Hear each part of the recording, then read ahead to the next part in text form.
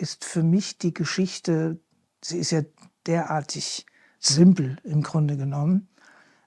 Sie ist imhuman, da sind wir uns wahrscheinlich einig. Ein Mädchen wird zum Sexobjekt, wird in eine Nacht ist sie zusammen mit dem Amerikaner Pinkerton. In dieser Nacht entsteht ein Kind und nach dieser Nacht sieht sie diesen Mann nie wieder. Sie hat keine Ahnung, wo er sich aufhält, wahrscheinlich in Amerika, und sie hofft nahezu täglich, dass er wiederkommt. Dieses Hoffen dehnt sich aus. Langsam verliert sie auch das Geld, weil er einen Vertrag gemacht hat für eine gewisse Zeit, wo er sich aufgefordert fühlt zu bezahlen. Diesen Vertrag macht er, bevor die Butterfly eigentlich erscheint.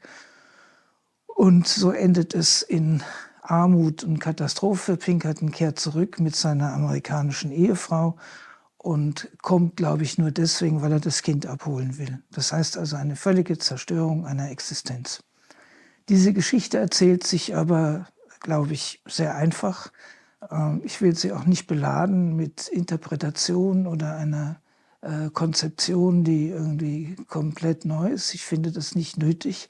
Was mich interessiert hat an der Geschichte, ist die Tatsache, dass Puccini eine Oper schreibt über Japan, selber nie in Japan war, musikalische Motive einarbeitet, die er wahrscheinlich erkannte von der japanischen Musik her, und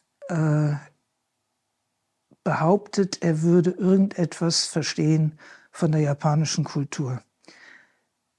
Dies behaupte ich nicht, weil ich gebe unumwunden zu, dass ich nichts verstehe von der japanischen Kultur.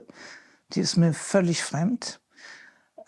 Und ich will dieses Fremde erhalten oder präsentieren. Ich habe mir angeguckt im Zusammenhang in der Vorbereitung 2 österreichische Fotografen, die am Anfang des letzten Jahrhunderts, nach Japan gereist sind und Fotos gestellt haben von Japanerinnen. Ganz ästhetische Bilder mit einem gemalten Hintergrund, also in japanischer Manie, dann mit einem wunderschönen japanischen Objekt, quasi alles Stillleben, ja, in unterschiedlichsten Positionen. Und das hat in mir ein unglaubliches Interesse erweckt, was dann weiter dazu führte, dass ich mit japanischen Tänzern arbeiten möchte, die auch dazu beitragen oder helfen, wie man mit der japanischen Maske umgeht. Natürlich können die Sängerinnen und Sänger nicht mit also vor allen Dingen die japanische Besetzung. Die Amerikaner bleiben die Amerikaner. Das ist der reine, pure Klischee-Westen.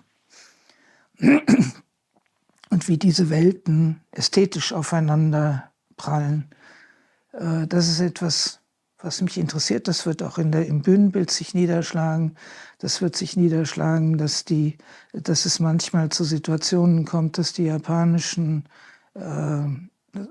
Spieler mit Masken zum Beispiel die Familie spielen, und die Sänger, die singen, sind hinter diesen Figurationen und singen den Text, aber sind schwarze Figuren, also singen die Musik. Ich finde, Theater, ob Oper oder Sprechtheater, ist ein Ort der Gefühle. Das heißt nicht, dass man nicht denken soll, aber es ist ja nahezu schon ein Skandalon, wenn etwas schön ist heute. Viele Theaterleute meinen, sie müssten alles hässlich machen, weil die Welt hässlich ist. Ich glaube aber, das weiß ja jeder, dass die Welt hässlich ist und schrecklich ist. Also müssen wir uns nicht mit der Tagespolitik beschäftigen im Theater. Das Theater ist für mich ein Ort der Andacht. Das hat fast etwas mit Kirche zu tun und mit Schönheit zu tun. Etwas zu sehen, was ich eben nicht sehen kann auf der Straße. Das geht hin bis zu Kostümen, das geht hin bis zu Schminke, das geht hin bis zur Geste, zum Blick. Und diese Art von Verzauberung, finde ich, müssen wir zurückgewinnen.